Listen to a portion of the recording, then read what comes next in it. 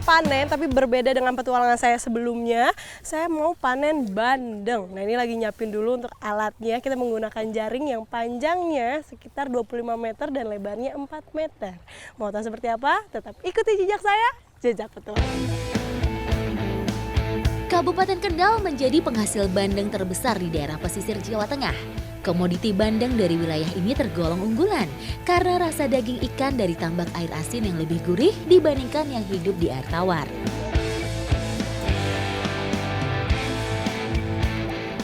Nah, ini jadi lokasi kita untuk panen bandengnya. Jadi memang bisa dibilang ini seperti tambak yang lumayan luas. Kali ini yang mau dipanen sekitar 5 hektar luasnya. Ikan dengan nama latin Canos ini memang tergolong agresif. Mereka akan berusaha melepaskan diri ketika ditangkap dengan cara melompat. Namun karena sifatnya yang komunal, bandeng mudah dideteksi keberadaannya karena selalu berenang secara bergerombol. Ini jaringnya semakin menyempit, jadi nanti ruang gerak ikannya pun semakin sedikit. Makanya dia langsung loncat-loncat nih. Ini belum semakin terlalu kecil aja dia udah mulai loncat tuh di sana tuh. Udah banyak banget. Nggak kebayang ini berapa banyak ikan yang kita dapat. Perlahan namun pasti, jaring semakin rapat dan mengepung kawanan bandeng.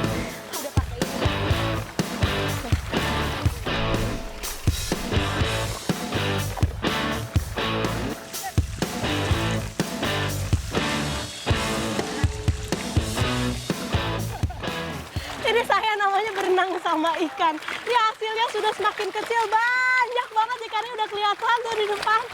Dan ini nggak langsung diambil hasilnya, jadi menunggu ikan-ikan ini mati dulu. Karena kalau misalnya langsung diambil, harga jualnya nanti semakin rendah ketika dia masih hidup karena sisiknya itu sudah hilang.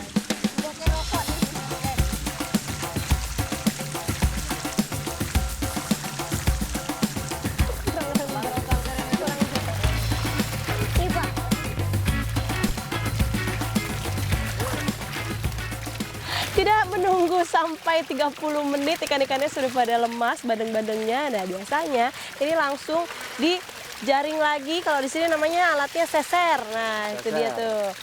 Langsung diangkat dan di sini juga sudah ada pembelinya. Jadi langsung dibawa. Selanjutnya ikan diangkat dari tambak dan siap dijual di berbagai kota di Jawa dan sekitarnya.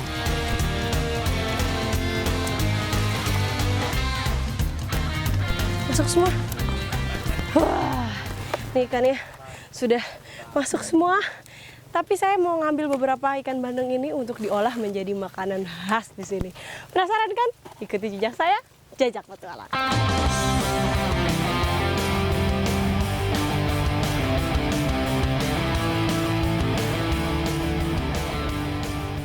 Nah, di sini sudah ada ikan bandeng. Nah, hari ini kita mau buat olahan pindang serani.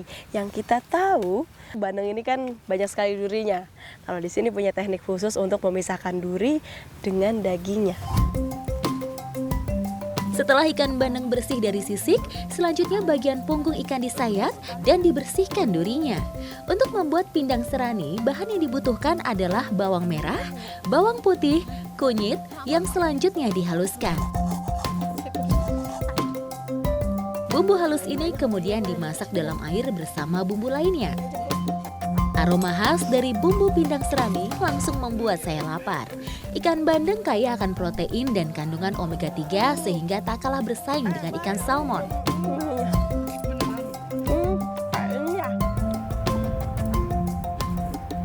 Ini rasa dari pindang seraninya, kuahnya luar biasa enak banget. Asam, gurih, ada sedikit manisnya, ditambah ikannya tidak ada durinya. Kan karena tadi sudah dipisahkan, jadi benar-benar nikmat banget makannya. Ikuti jejak saya, Jejak Petualang!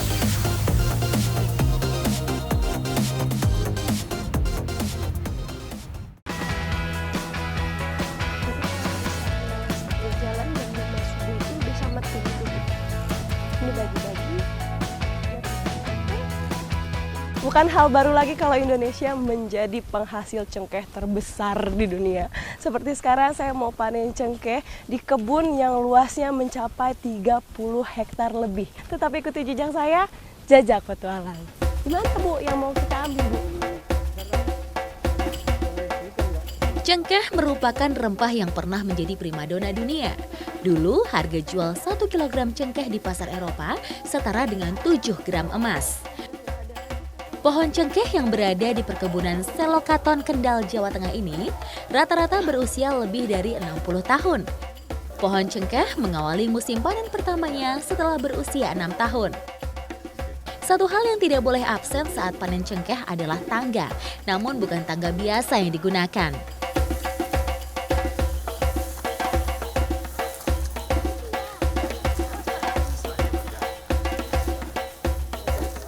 Oh, kita udah menemukan lokasinya. Ini salah satu pohon di depan saya yang mau dipanen. Tingginya pohonnya mencapai 15 meter, jadi tangganya pun harus jauh lebih tinggi. Ini tangganya aja sampai 17 meter. Oh iya, siapa? Aduh.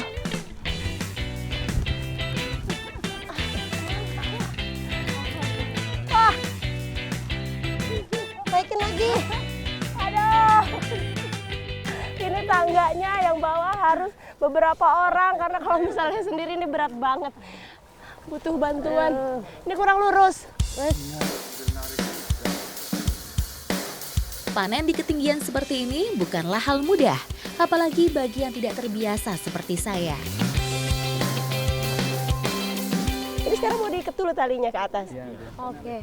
Ya, siapa yang mau naik? Bapak. Hati-hati ya, Pak ya.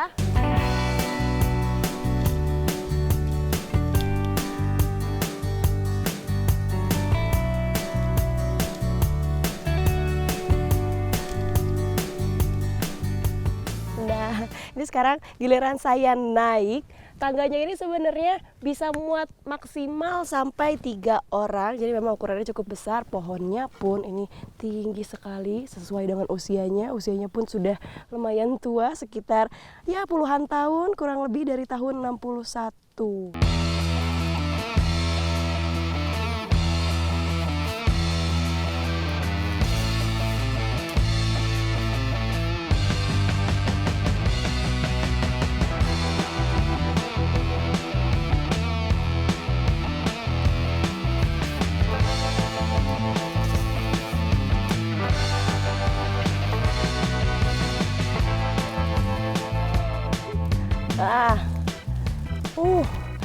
Nggak dalam satu hari misalnya lagi panen besar, semua cengkehnya itu diambil, dipetik.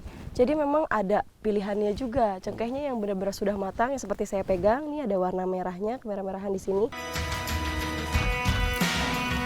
Baik buruknya kualitas cengkeh tidak hanya dilihat dari kandungan airnya saja.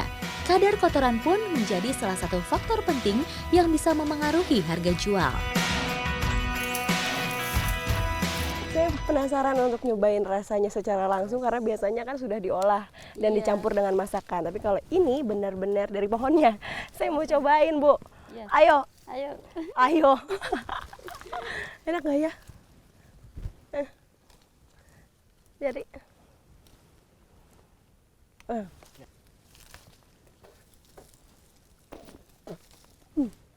Baru di ujung lidah. Ini rasanya udah pedas.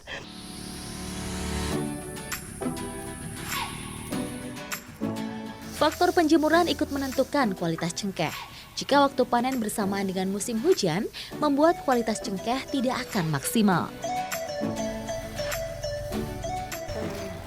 Penjemuran untuk buah cengkehnya sendiri ini memakan waktu sekitar 3-5 hari kalau benar-benar cuacanya lagi panas. Nah, ini sudah ada yang dijemur sekitar 5 hari. Ya, 5 hari ya, Bang. Nah, ini berubah warna menjadi coklat dan agak lebih menyusut juga.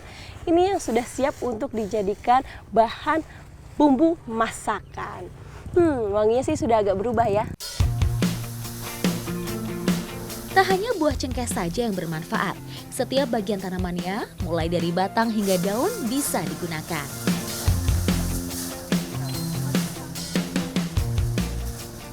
1, 2, 3. Ini langsung semua. Oh, ini selain ya. Terus Mas. Di dalam cengkeh terdapat minyak astirit dan juga kandungan eugenol. Eugenol inilah yang dicari sebagai bahan pembuatan minyak wangi, minyak esensial, dan obat antiseptik. Untuk satu penyulingan, biasanya Kalau untuk masyarakat di sini langsung membuat 4 kuintal daun cengkeh di dalam kering ya, harus kering ya. Karena kalau misalnya basah dia kandungan airnya semakin banyak, nanti kualitas minyaknya malah jadi jelek. Ini kita harus sambil ditekan-tekan karena benar-benar harus padat. Tuh, sampai kepleset.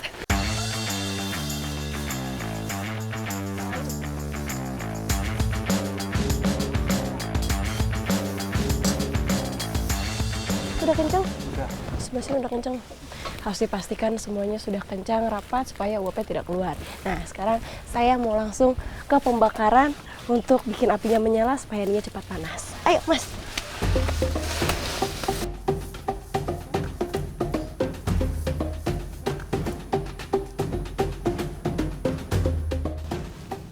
Tuh, di depan sana itu adalah tempat pembakarannya. Nah, itu yang tadi saya bilang jiding. Nah, ini kalau pembakarannya itu nggak pakai apapun, tapi pakai daun, memanfaatkan daun yang tadi sudah disuling, jadi nggak dibuang, digunakan untuk proses pembakaran seperti ini. Jadi bahan bakarnya ya. Wah. Dibutuhkan panas tinggi untuk proses pembakaran ini. Tidak main-main, panas apinya mencapai 2000 derajat Celcius.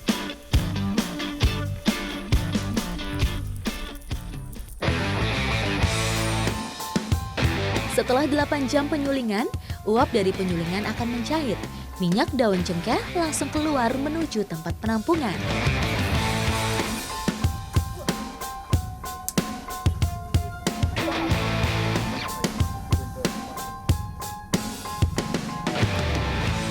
Ini hasil penyulingannya berada di sini, tapi kalau misalnya secara sekilas dari atas kita nggak bisa melihat langsung minyaknya, karena minyaknya itu mengendap di bagian bawah sesuai dengan massa jenisnya yang lebih berat dibanding air. Jadi kita harus disedot dulu untuk melihat hasilnya seperti ini nih. Ini udah minyak. Nah, ini udah minyak semua. Udah.